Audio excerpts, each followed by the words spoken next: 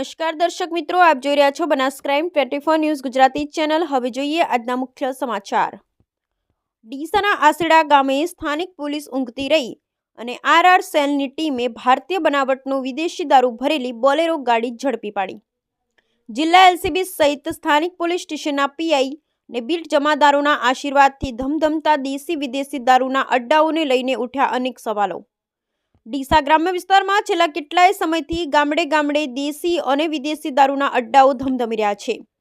સ્થાનિક બીટ જમાદારોના આશીર્વાદથી ઠેર ઠેર દારૂના સ્ટેન્ડ ખોલી દેવામાં આવ્યા છે। ડીસા ગ્રામ્ય વિસ્તારમાં દારૂબંધીના કાયદામાંથી બાકાત રાખવામાં આવ્યો હોય તેવી રીતે કોઈપણ જાતનો ડર રાખ્યા વિના બુટલેગરો દેશી અને વિદેશી દારૂનું ધૂમ વેચાણ કરી રહ્યા છે।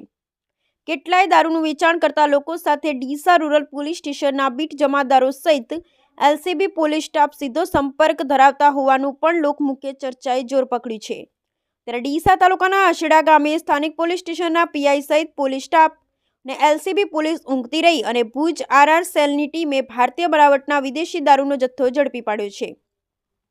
આસેડા ગામે રહેતા બચુજી ઠાકોરના ઘરે આરઆર સેલની ટીમે અચાનક જ રેડ કરતા પોલીસે ઘરની બહાર પાર્ક કરેલ બોલેરો ગાડીમાંથી ભારતીય બનાવટના વિદેશી દારૂની બોટલો 1601 કિંમત રૂપિયા 2,50,958 લાખ સહિત બોલેરો ગાડી કિંમત રૂપિયા 1.50 લાખ એમ કુલ 4,09,58નો મુદ્દામાલ સાથે બચુજી ગુલાબજી ઠાકોરને ઝડપી પાડી ડીસા રૂરલ પોલીસ સ્ટેશનમાં ફરિયાદ નોંધાવી હતી। Bureau report Haresh Thakkar, Deesa.